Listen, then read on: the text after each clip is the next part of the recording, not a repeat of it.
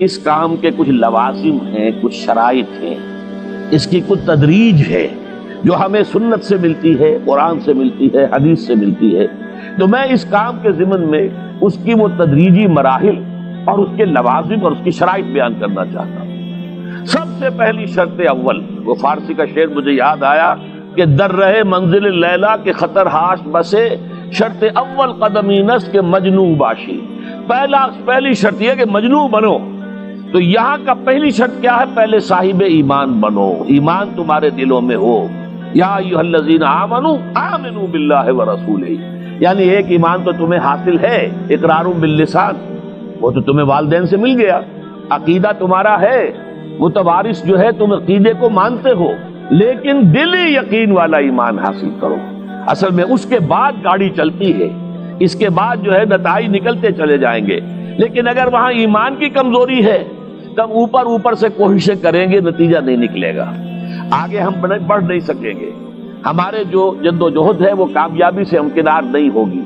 اس جیسے ہی ہے جیسے ہم درخت لگانا چاہ رہے ہیں جس کی جڑ ہی نہیں ہے، آپ زمین کھود کا درخت جو اس کے اندر گاڑ دیں گے تو زمین تو نہیں پکڑے گی اس کو، وہ تو نیچے سے جڑ ہو اور پھر درخت جو ہے اس سے ابھرے، تو وہ ہوتا ہے کہ جس کے لیے یوں سمجھیے سرسبز درخت بنے گا۔ اس حوالے سے سب سے پہلا قدم کیا ہے؟ ہم اپنے گریبانوں میں جھانکیں، اپنے دلوں کو ٹٹولیں، وہ یقین والا ایمان ہے یا نہیں؟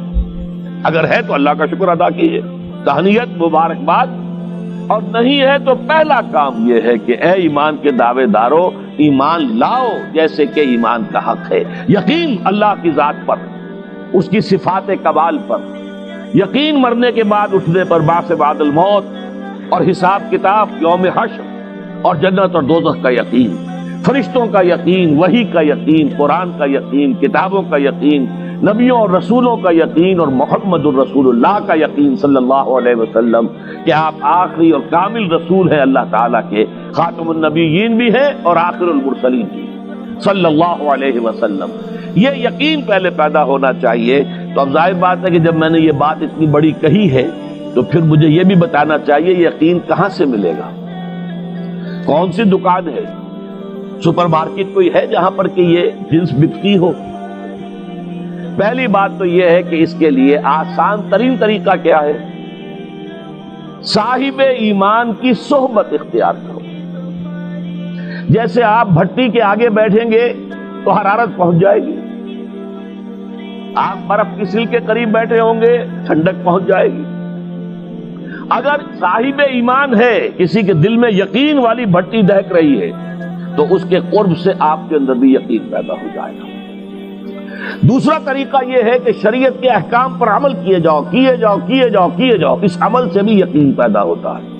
یہ دو طرفہ معاملہ ہے، یقین سے عمل پیدا ہوتا ہے اور عمل سے یقین پیدا ہوتا ہے۔ جیسے آپ کہتے ہیں وشیس سرکل، وہ بری شے ہوتی ہے کہ ایک چیز ہے بڑھ گئی تو پھر اس کے اور خرابی بڑھ گئی، اس سے پھر وہ پہلی خرابی اور بڑھ گئی، پھر وہ اس سے اور خرابی بڑھتی چلی گئی۔ جیسے پیچ آپ کہتے ہیں ہر چکر کے ساتھ وہ پیچ آگے بڑھتا جاتا ہے، اسی طریقے سے بھلائی کا بھی ایک سرکل ہے۔ ایک نیکی آپ کریں گے آپ پہ ایمان پیدا ہوگا، اب آپ زیادہ نیکی کریں گے تو اب اور زیادہ ایمان پیدا ہوگا، تو یہ دو طرفہ سرکل ہے۔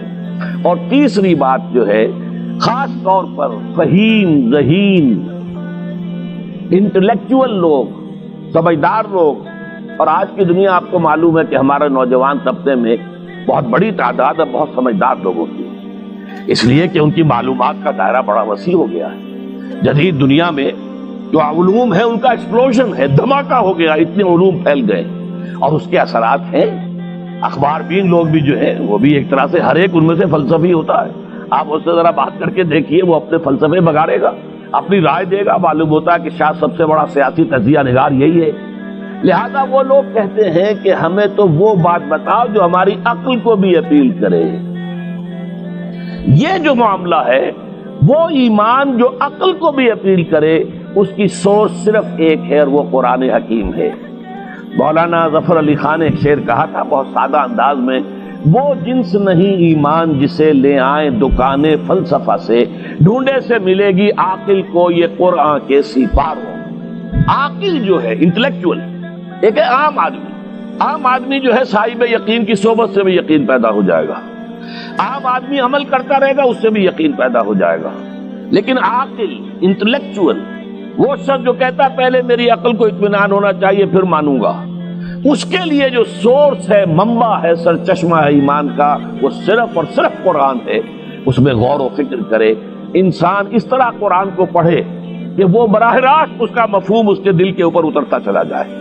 جیسے علامہ اقبال نے کہا ہے کہ تیرے ضمیر پہ جب تک نہ ہو نزول کتاب، گرہ کشا ہے نہ رازی نہ صاحب کشاف۔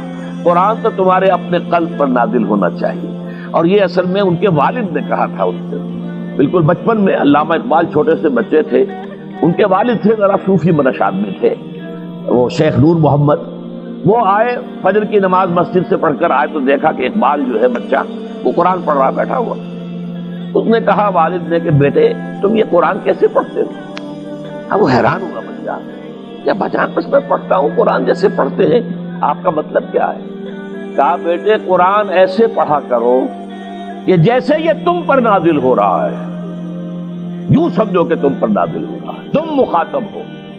اب اس چیز کو انہوں نے اپنے اس شعر میں ادا کیا، تیرے ضمیر پہ جب تک نہ ہو نزول کتاب، گرہ کشا ہے نہ راسی نہ صاحب کشاف۔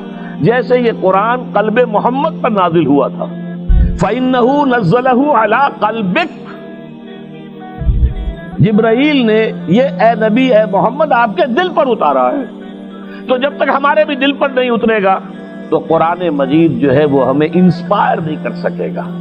ترجمہ آپ پڑھیں گے، کچھ آپ کو معلوم ہو گیا اس کا مطلب یہ ہے، تفسیر پڑھا، اچھا جی ٹھیک ہے فلاں مفسر نے یہ لکھا ہے، فلاں نے یہ لکھا ہے، یہ معلومات تو مل جائیں گی، لیکن وہ اندر سے جو موٹیویشن ہوتی ہے، اندر سے جو جذبہ ابھرتا ہے، اندر سے جو ایمان جو ہے چشمے کی طرح قلب کی گہرائیوں سے ابلتا ہے، وہ نہیں ہوگا۔ وہ اسی وقت ہوتا ہے کہ جب وہ انٹلیکچوئل آدمی جو ہے وہ کم سے کم اتنی تکلیف ضرور کرے کہ اتنی عربی سیکھ لے کہ عربی جو ہے قرآن مجید اس کے براہ راست قلب پر نازل ہو سکے، وہ ترجمہ نہ دیکھے۔ اب ایک آیت پڑھی پھر ترجمہ دیکھا، پھر دیکھا اس میں نمبر 11 لکھا ہوا ہے، حاشیہ میں جا کر دیکھا نمبر 11 یہاں ہے، وہ دیکھا، تسلسل تو ٹوٹ گیا۔ اب وہ بات نہیں رہی۔ اور ترجمہ جو ہے وہ سبھی جانتے ہیں، دنیا میں ہر بچہ بھی سمجھ لے گا کہ غالب کا کوئی شعر ہو اور وہ آدمی پڑھ کے جھوم جاتا ہے کہ کیا بات کہی، اسی کا انگریزی میں ترجمہ کر دیجیے، اب اس میں کچھ بھی نہیں۔ آپ نے مفہوم تو بیان کر دیا انگریزی میں، لیکن جو تاثیر ہے اس غالب کے شعر کی وہ انگریزی میں منتقل نہیں ہو سکتی۔ تو قرآن مجید کا کچھ نہ کچھ مفہوم تو ترجمے سے معلوم ہو جائے گا، قرآن کی تاثیر ترجمے سے نہیں حاصل ہو سکتی، تفسیر سے نہیں حاصل ہو سکتی۔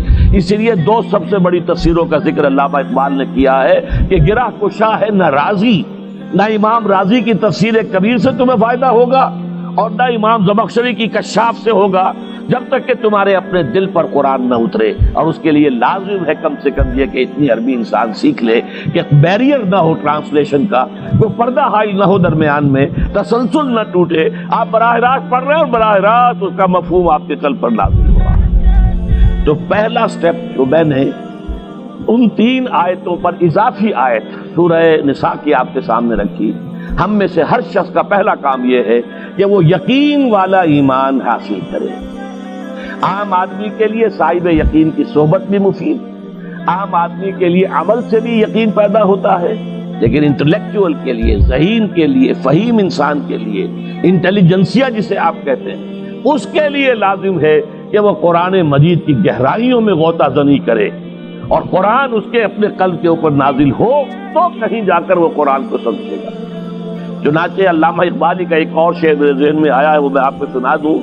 ہم یہ سمجھتے ہیں کہ عرب تو ان کی اپنی زبان ہے، لہذا وہ تو قرآن مجید کو سمجھتے ہی ہوں گے، لیکن بسا اوقات ایسا بھی ہوتا ہے اگر دل پر حجاب آئے ہوئے ہوں تو قرآن مجید کے سمجھنے سے بھی کچھ حاصل نہیں ہوتا، دل پر حجاب ہے۔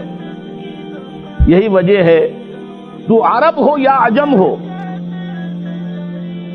تیرا دل نہ دے گواہی، لغت غریب، یہ قرآن مجید جو ہے تو عجم ہو یا عرب ہو، یہ قرآن مجید تیرے لیے لغت غریب رہے گا جب تک کہ تیرا دل گواہی نہیں دیتا۔